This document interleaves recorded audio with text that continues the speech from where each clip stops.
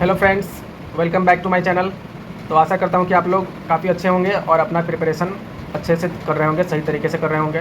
तो फ्रेंड्स, पिछले कुछ वीडियोस में बहुत सारे दोस्तों ने कमेंट किया है कि आप सर आरआरबी पीओ के बारे में कुछ स्ट्रेटजी बताइए कि उसका प्रिपरेशन हम लोग कैसे करें, किस सोर्स को फॉलो करें, कौन सा मॉक टेस्ट हमारे लिए सही होगा और कहाँ से प्रैक्टिस करें। फ्री मतलब सोर्स से हम कर सकते हैं तैयारी या फिर कोई पेड कोर्स ख़रीदना पड़ेगा, और किन टीचर्स को फॉलो करें और कितना घंटा हमें पढ़ना चाहिए। ठीक है, तो इन सब चीज़ों से रिलेटेड हम इस वीडियो में बताएंगे, खासकर आरआरबी पीओ के बारे में। ठीक है, और फिर कोई दूसरा जो वीडियो हम लाएंगे उसमें आरआरबी क्लर्क के बारे में बात करेंगे।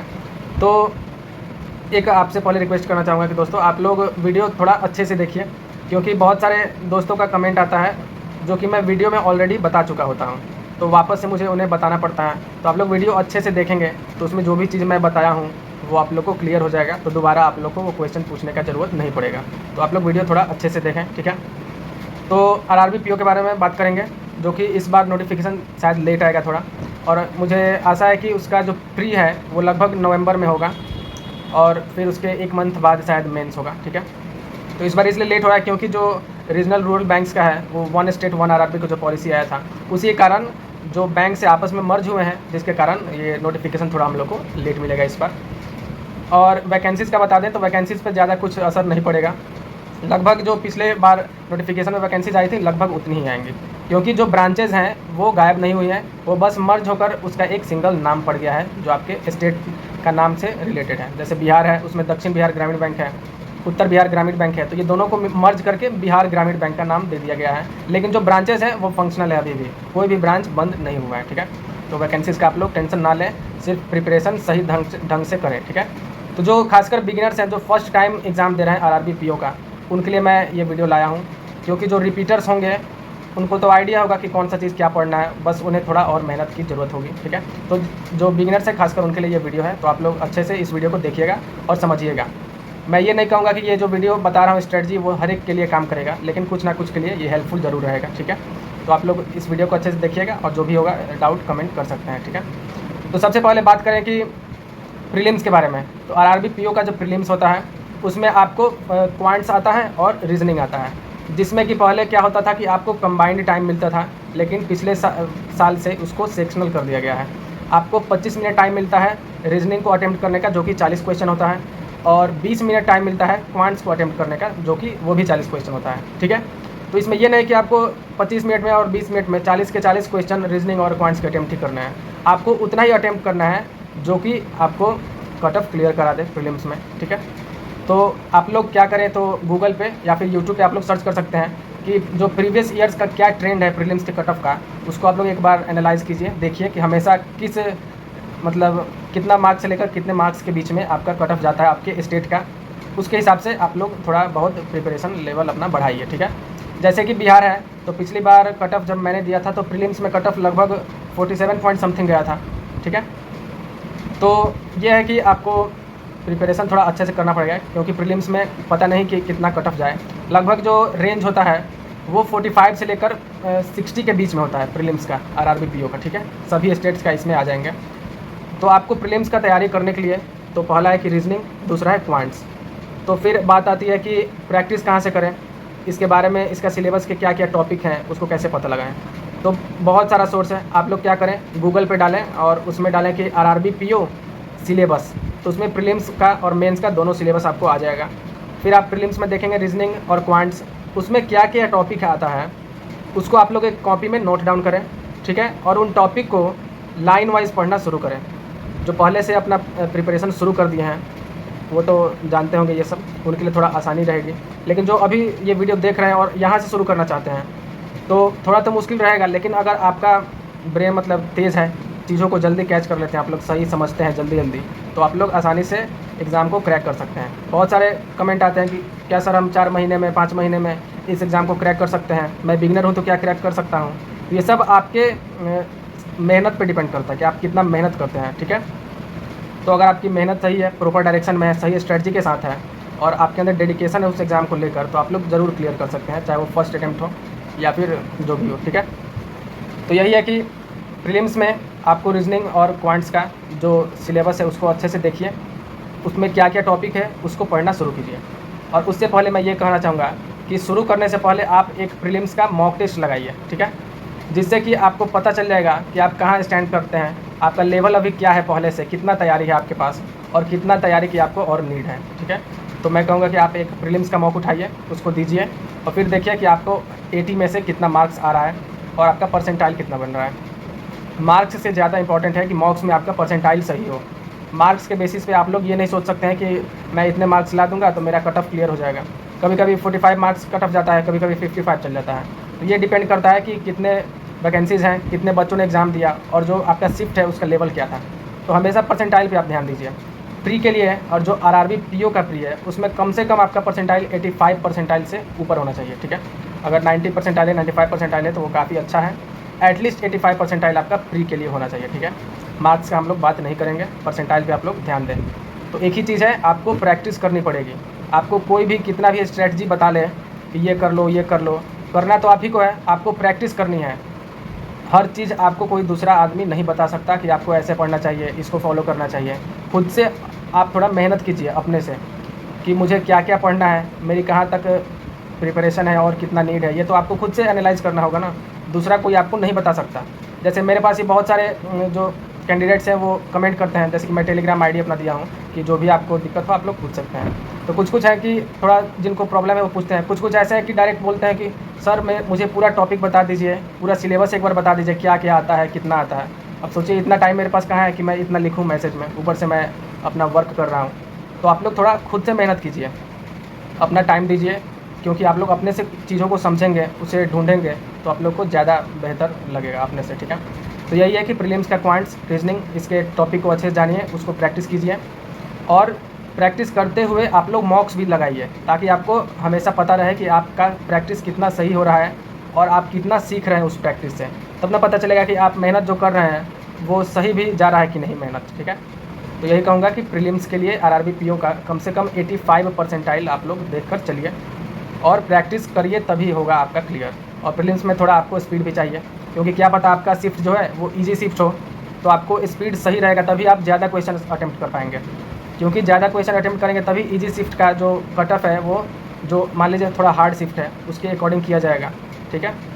तो बात आती है कि स्पीड को कैसे इंक्रीज करें। तो क्वांट्स है उसमें कि आपको जैसे स्पीड मैथ्स आता है, जैसे कि इनइक्वालिटीज़ हो गया, उसके बाद सिंप्लीफिकेशन हो गया, अप्रोक्सीमेशन हो गया, ये सब चीज़ें हैं। तो आप लोग क्या करें कि डेली अप्रोक्सीमेशन, सिंप्लीफिकेशन जैसे चीज़ों को डेली आप लोग 15-20 क्वेश्चन अलग से उसका प्रैक्टिस करें, जिससे कि आपका कैलकुलेशन स्पीड तेज़ होगा, सोचने की जो क्षमता है वो बढ़ेगी। जैसे कि स्क्वायर नंबर्स का याद करें, जैसे 1 से लेकर मैं 50 तक तो नहीं, 1 से लेकर 30 तक कम से कम आपको स्क्वायर पता होना चाहिए नंबर्स का। और क्यूब जो होता है 1 से लेकर 20 तक के नंबर्स का आपको क्यूब पता होना चाहिए। साथ में परसेंटेज को कैसे फ्रैक्शन में तोड़ते हैं, कैसे डेसिमल में उसको मतलब लिखते हैं, और कोई 2 अंक का डिजिट है उसको कैसे आपस में मल्टीप्लाई करते हैं। जैसे कुछ बच्चे होते हैं जो छोटा छोटा मल्टीप्लाई भी कॉपी पर नोट डाउन करके करते हैं, और कुछ होते हैं जो दिमाग में ही उसको मल्टीप्लाई कर लेते हैं। तो जो इसको समझना पड़ेगा आपको, थोड़ा कैलकुलेशन स्पीड तेज़ करने के लिए आपको स्क्वायर, क्यूब, मल्टीप्लिकेशन, परसेंटेज को फ्रैक्शन में लाना, फ्रैक्शन से परसेंटेज में करना, ये सब चीज़ें थोड़ा आपको आनी चाहिए, तभी स्पीड बढ़ेगा क्वांट्स में। तो आप लोग डेली कम से कम 15-20 क्वेश्चन अलग से सिंप्लीफिकेशन, अप्रोक्सीमेशन का ट्राई कीजिए, ठीक है, उसको सॉल्व करिए, तब आपका धीरे धीरे कैलकुलेशन स्पीड बढ़ेगा। और जो मैंने बताया स्क्वायर, क्यूब, मल्टीप्लिकेशन, परसेंटेज से फ्रैक्शन में लाना, ये सब चीज़ों को भी थोड़ा बहुत आप लोग सीखिए, तभी कैलकुलेशन बढ़ेगी क्वांट्स में, ठीक है। और बात करें क्वांट्स में तो जैसे डीआई आता है, तो प्रीलिम्स में ये नहीं कि कोई भी डीआई उठाए बना दिए। आपको प्रैक्टिस से ये पता होना चाहिए कि ये वाला डीआई मैं उठाऊंगा तो ये मुझसे आसानी से बन जाएगा, ठीक है। तो ये सब चीज़ें आपको प्रैक्टिस से ही पता चलेंगी कि कौन सा क्वेश्चन मैं अटैम्प्ट करूँगा तो वो मुझसे बन सकता है 100%। तो पहले तो आपको प्रीलिम्स में स्पीड मैथ्स को बनाना चाहिए, फिर कोई ईजी डीआई मिले उसको बनाइए, फिर उसके बाद आपको अर्थमेटिक पे जाना चाहिए। और अर्थमेटिक का तैयारी कहाँ से करें, तो आप लोग चैप्टर वाइज, जैसे परसेंटेज हो गया, रेशियो एंड प्रोपोर्शन हो गया, एवरेज हो गया, एज हो गया, साथ में आपको वर्क एंड टाइम हो गया, प्रॉफिट लॉस हो गया, ये आप लोग यूट्यूब पे जब डालेंगे टॉपिक वाइज तो आपको सारा चीज़ें आ जाएंगी उसमें, बेसिक से लेकर मेंस लेवल तक का बहुत सारे टीचर्स ने पढ़ाया है। आप लोग थोड़ा मेहनत कीजिए, उसको सर्च कीजिए, पढ़िए, किस टाइप के सवाल आपको नहीं आ रहा है उस टाइप के क्वेश्चंस को आप लोग प्रैक्टिस कीजिए, तभी आप लोग थोड़ा अच्छे हो पाएंगे और आपका स्पीड बढ़ेगा, आपका कंसेप्ट क्लियर होगा, तभी आपको क्वेश्चंस अटेम्प्ट हो पाएंगे एग्ज़ाम में। क्योंकि आपको पता ही नहीं होगा कि इस क्वेश्चन का अप्रोच क्या होता है, सही से उसका कंसेप्ट ही क्लियर नहीं होगा उस चैप्टर का, तो आप लोग कैसे बना पाएंगे सोचिए। तो थोड़ा मेहनत करिए डेडिकेशन के साथ। जो भी चीज़ नहीं आ रहा है उसको अपने से सर्च करके पढ़ना सीखिए। मॉक्स है, मॉक से भी आप लोग पढ़ सकते हैं। जैसे कि मॉक आप लोग लगाएं, जो क्वेश्चन नहीं बनते हैं मॉक सबमिट होने के बाद उसको आप लोग देखें कि ये क्वेश्चन मुझसे क्यों नहीं बना। फिर थोड़ा आप लोग ट्राई करें उससे बनाने का, नहीं बने तो उसका सॉल्यूशन देखें, वहाँ से भी आप सीख सकते हैं। यूट्यूब तो है ही, वहाँ से भी सीख सकते हैं। फिर बात करते हैं कि टीचर्स को किसको फॉलो करें क्वांट के लिए। तो क्वांट के लिए बहुत सारे टीचर्स हैं, जैसे कौशिक मोहंती सर हैं, आशीष अरोड़ा सर हैं, हर्षल सर हैं, अरुण सर हैं। फिर अड्डा 247 पर भी कुछ टीचर्स हैं, जैसे शांतनु सर हैं, नवनीत सर हैं। ये सभी पढ़ाते हैं। आप लोग जिस टीचर का आप लोग अच्छे से समझ में आए, जैसे उनका समझाने का जो मेथड है आपको सही लगे, उनसे पढ़िए। मैं पर्सनली नहीं बोलूँगा कि इस टीचर से आप लोग इनको फॉलो कीजिए तो आप अच्छे हो जाएंगे। जिसका आप लोग अच्छे समझ में आता है उनका मेथड, उन्हीं से आप लोग पढ़िए। तो ये रहा क्वांट्स के बारे में कि आपको कैलकुलेशन स्पीड तेज करना है। जो भी चैप्टर्स हैं, टॉपिक हैं, उनके कंसेप्ट को आप लोग क्लियर कीजिए, डिफरेंट टाइप्स के क्वेश्चन को प्रैक्टिस कीजिए, तभी आपको एग्ज़ाम में कोई दिक्कत नहीं होगा क्वेश्चन अटेम्प्ट करने में। फिर बात करते हैं रीजनिंग का, प्रीलिम्स में। तो रीजनिंग में है कि आपको वही है कि किस किस टाइप के सवाल आते हैं। जैसे पजल्स हो गए तो पजल्स में क्या क्या टाइप हो सकता है, सीटिंग अरेंजमेंट में क्या क्या टाइप हो सकता है, फिर डायरेक्शन डिस्टेंस, जो भी ब्लड रिलेशन है क्या क्या है, उसको आप लोग नोट डाउन करिए एक कॉपी में। फिर हर एक टाइप के सवालों को, हर एक टाइप के टॉपिक को पढ़िए। जैसे सिलोजिज्म हो गया, चाइनीज़ कोडिंग हो गया, blood relation, puzzle, seating arrangement, हर एक चीज़ को आप लोग जब यूट्यूब पे डालिएगा तो बहुत सारे टीचर्स हैं जो पढ़ाते हैं। तो वही बात है, जिन टीचर्स का आप लोग को पढ़ाने का तरीका सही लगे उनसे आप लोग पढ़ सकते हैं। तो हर एक चीज़ का एक ही सोल्यूशन है, प्रैक्टिस। अपने से प्रैक्टिस कीजिएगा, चीज़ों को टाइम दीजिएगा, तभी आपसे वो चीज़ बनेंगे। सिर्फ स्ट्रेटजी वीडियो किसी का देख लेने से कुछ नहीं होने वाला है। मैंने जब अपना प्रिपरेशन शुरू किया था तो मैं क्या करता था, मैं तो शुरुआत में मॉक्स जैसे दिया, शुरुआत में मैंने किया जब प्रिपरेशन तो मॉक देता था, तो उससे मुझे पता चला कि मेरा प्रिपरेशन किस लेवल पे है और मुझे कितना चाहिए। जैसे कि रीजनिंग मेरा ख़राब था, प्रीलिम्स लेवल भी ख़राब था, तो रीजनिंग का मैंने टॉपिक्स स्टार्ट किया, टॉपिक वाइज यूट्यूब पे डालता था, सर्च करता था, उसको पढ़ता था, तब ना मेरा जाके वो क्लियर हुआ। तो ऐसे आप लोग को खुद से मेहनत करना पड़ेगा चीज़ों को सीखने के लिए, उसे सर्च करके एक्सप्लोर करके सीखनी पड़ेंगे। हर चीज़ आपको एक जगह पे नहीं मिलेगा, डिफरेंट सोर्सेज से आपको पढ़ना पड़ेगा। तो रीजनिंग का यही है। और टीचर्स की बात करें तो रीजनिंग में जैसे कि सौरभ सर हैं अड्डा 247 का, मैंने प्रीलिम्स वहीं से किया था। फिर आपको अंकुश लांबा सर हैं, फिर आपको पुनीत सर हैं, और साथ में लर्निंग नीति पे पढ़ाती हैं एक मैम है, स्मृति मैम है सर, उनसे भी आप लोग पढ़ सकते हैं। संजय सर हैं जो कि आर्ट ऑफ रीजनिंग पे पढ़ाते हैं, वहाँ से भी आप लोग रीजनिंग कर सकते हैं। तो टीचर्स बहुत हैं, सोर्सेज भी आपके पास बहुत हैं, बस आपको मेहनत थोड़ी करनी है, उस चीज़ों को एक्सप्लोर करना है और उसको सीखना है। और किन टीचर्स का मेथड आपको पढ़ाना सही लगता है, आपको समझ में आता है उनका पढ़ाना, उन्हीं से को आप फॉलो कीजिए और उन्हीं से पढ़िए, ठीक है। तो ये हुआ प्रीलिम्स का। अब बात करते हैं मेंस में। तो मेंस में फिर वही है, रीजनिंग आता है, क्वांट्स आता है, फिर कंप्यूटर आता है, करेंट अफेयर्स जो कि जनरल अवेयरनेस होता है, साथ में इंग्लिश या हिंदी आता है। इंग्लिश हिंदी दोनों में से कोई एक आप चूज कर सकते हैं जिसमें आप कंफर्टेबल हैं। तो बात करते हैं क्वांट्स का जो मेंस में आता है और रीजनिंग का जो मेंस में आता है। तो चीज़ें तो वही होती हैं प्रीलिम्स वाली, बस उसका लेवल थोड़ा हाई कर दिया जाता है, उसमें चीज़ें कुछ ज़्यादा ऐड कर दी जाती हैं, कुछ कंडीशंस लगा दिए जाते हैं जिनसे कि पॉसिबिलिटीज़ ज़्यादा बनती हैं। तो मेंस का वही है कि प्रैक्टिस आपको करना पड़ेगा, चीज़ें तो वही है प्रीलिम्स वाली, लेकिन उसका लेवल थोड़ा बढ़ा दिया गया है, वो इजी नहीं हो गया है, वो थोड़ा टफर साइड हो गया है। तो आपको एग्ज़ाम में जो क्वेश्चंस आते हैं उनमें से आपको चुनना पड़ता है कि कौन से क्वेश्चन का मैंने अच्छे से प्रिपरेशन किया है, कौन से क्वेश्चन मुझसे अटेम्प्ट हो सकते हैं। ये नहीं कि मेंस दे रहे हैं, उसमें से जब एग्ज़ाम में रियल एग्ज़ाम में बैठे क्वेश्चन सामने आता गया बनाते गए, ऐसे नहीं करना है। क्वेश्चन को फ़िल्टर आउट करना है, उसमें चूज़ करना है कि आपसे कौन से क्वेश्चन अटेम्प्ट हो पाएंगे, उनको ही अटेम्प्ट करना है। बेमतलब का इधर उधर अटेम्प्ट कीजिएगा तो आपका टाइम बर्बाद होगा, फ्रस्ट्रेशन होगी और साथ में एक्यूरेसी ख़राब हो जाएगी।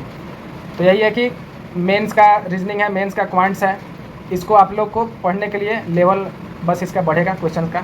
वही है कि आपको यूट्यूब पे सर्च करना है, जैसे कि आरआरबी पीओ मेंस, और जो भी टॉपिक है उसको डालना है। आप लोग को बहुत सारे टीचर्स मिल जाएंगे जिनका पढ़ाना आपको सही लगे, उनसे आप लोग पढ़ सकते हैं। वही टीचर्स हैं जो प्री पढ़ाते हैं, वही मेंस भी कराते हैं, उन्हीं से जिसको आप लोग फॉलो कर रहे हैं उन्हीं को फॉलो कर सकते हैं, प्री के लिए भी मेंस के लिए भी।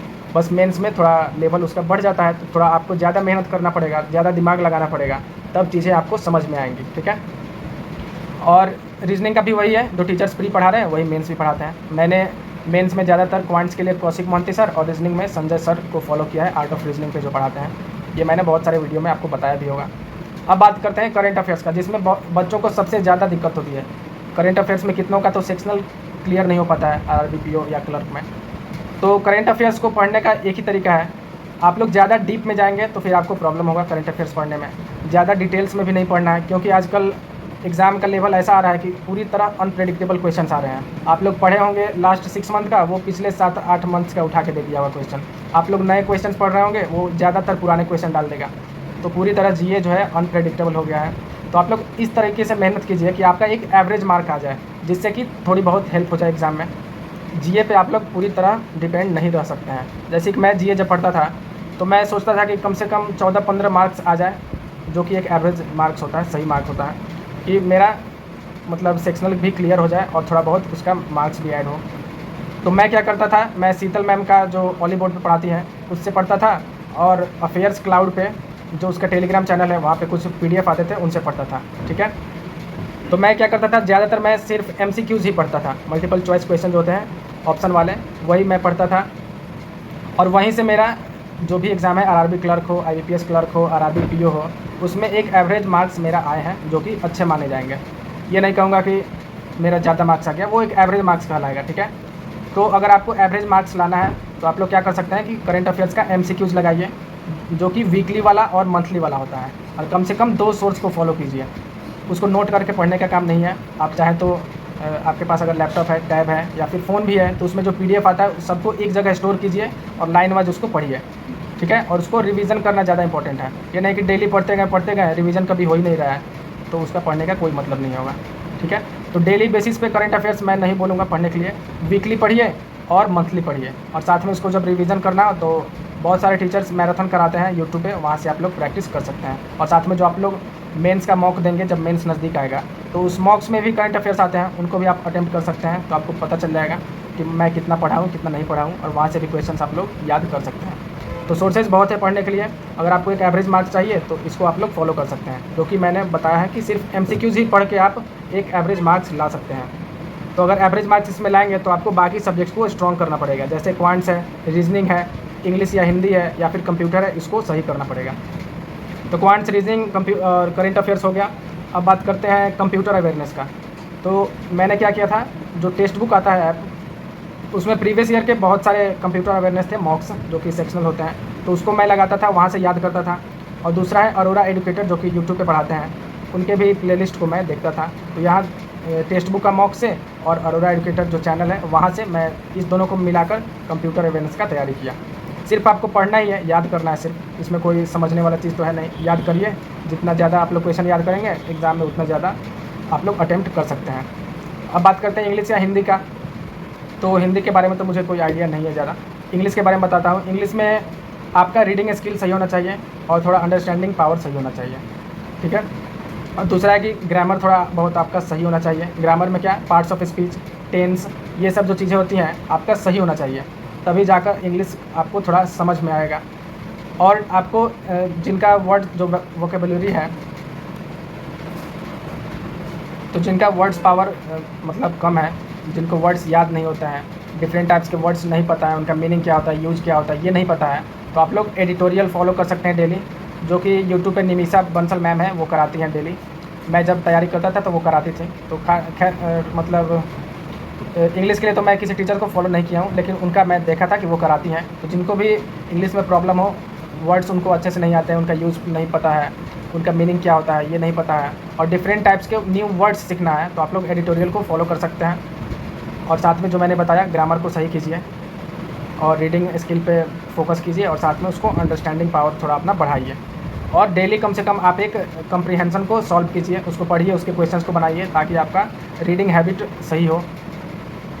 हिंदी के लिए तो मुझे कुछ आइडिया नहीं है, तो जो भी चीज़ है मैंने इसमें बता दिया। अब बात करता हूँ कौन से मॉक को फॉलो करना चाहिए। तो मैं ज़्यादातर 90% टाइम टेक्स्ट बुक को ही फॉलो किया हूँ, क्योंकि आरआरबी के लिए सबसे बेस्ट है टेक्स्ट बुक। बाकी आईबीपीएस पीओ, एसबीआई पीओ के लिए मैं नहीं बोल सकता हूँ। आरआरबी क्लर्क, आरआरबी पीओ के लिए टेक्स्ट बुक का लेवल काफ़ी अच्छा है, लगभग 99% एग्ज़ाम लेवल है। और गाइडली को मैं रेयरली कभी कभी यूज़ किया हूँ, और साथ में ऑली बोर्ड को भी मैं यूज़ करता था, क्योंकि मेरे टाइम ऑली बोर्ड पे प्रीलिम्स का फ्री मॉक आता था, हर वीक में एक फ्री मॉक आता था, तो वहाँ से ऑली बोर्ड पे मैं वो फ्री मॉक लगाता था, प्रीलिम्स वाला, मेंस का तो नहीं आता था। और बाकी जो मेंस का प्रिपरेशन है वो मैंने टेक्स्ट बुक से ही किया है। तो टेक्स्ट बुक और ऑली बोर्ड पे मैं फ्री वाला देता था, और गाइडली को कभी कभी रेयरली यूज़ किया हूँ, क्योंकि गाइडली का जो लेवल है काफ़ी टफ है। SBI PO IBPS PO level का क्वेश्चन अगर आप लोग बनाने लगेंगे RRB के लिए तो आप डीमोटिवेट हो जाएंगे, आपके मार्क्स नहीं आएंगे। तो यही सब चीज़ें हैं जो भी मैं इस वीडियो में बताया। अगर आपको हेल्पफुल लगे तो वीडियो को लाइक कीजिएगा और चैनल को सब्सक्राइब कीजिएगा। और जो भी आप लोग कमेंट करते हैं या फिर मैसेज करते हैं टेलीग्राम ID पे, उसको मैं ट्राई करता हूँ कि रिप्लाई करूँ। एक बार में तो सबको रिप्लाई नहीं कर पाऊँगा, थोड़ा टाइम लगता है। और जो भी चीज़ें मैं इसमें बताया उसको फॉलो करें, और साथ में प्रैक्टिस के अलावा कोई चीज़ नहीं है किसी एग्ज़ाम को क्रैक करने के लिए। आपको कितना भी कोई चीज़ समझा ले पढ़ा ले, जब तक आप खुद से मेहनत नहीं करेंगे, उसका एक रूटीन बना के नहीं करेंगे, तो तब तक आप सक्सेस नहीं पा सकते हैं। प्रैक्टिस करना ही पड़ेगा। और बात करें डेली कितना पढ़ना है, तो डेली आप लोग करेंट अफेयर्स कम से कम 2 घंटे पढ़िए। और साथ में मॉक्स के बारे में बात करें तो प्रीलिम्स जब तक आपका नहीं हुआ है तो डेली आपको प्रीलिम्स का मॉक देना है एक, ठीक है, डेली एक मॉक देना है आपको प्रीलिम्स का। और जब प्रीलिम्स आपका हो जाएगा तो सिर्फ बचेगा आपका मेंस। तो मेंस में आपको सेक्शनल मॉक डेली देना होगा, और कम से कम 2 फुल लेंथ मॉक आपको वीक में देना पड़ेगा। डेली सेक्शनल मॉक लगाइए मेंस का, और साथ में एक वीक में 2 फुल लेंथ मॉक लगाइएगा, जो कि मेंस का बता रहा हूँ प्रीलिम्स के बाद। और प्रीलिम्स के पहले तो आप लोग डेली एक प्रीलिम्स का मॉक लगाइए, और मेंस का वीक में एक बार आप कभी मेंस दे सकते हैं, ठीक है। तो प्रिपरेशन प्री प्लस मेंस दोनों एक साथ आप लोग करिए, तभी जाके आपको सक्सेस मिलेगी। ये नहीं कि प्रीलिम्स के पहले सिर्फ प्रीलिम्स ही पढ़ें और पता चला प्रीलिम्स निकल गया, उसके बाद मेंस के लिए हाथ पकड़ के बैठ जाएँ कि अब क्या होगा। तो दोनों पढ़ाई, दोनों का तैयारी एक साथ करिएगा, तभी आपका एक प्रॉपर वे में होगा और आप लोग अच्छे से सक्सेस पा सकते हैं। ओके फ्रेंड्स, तो आज के लिए इतना ही। Thanks for watching.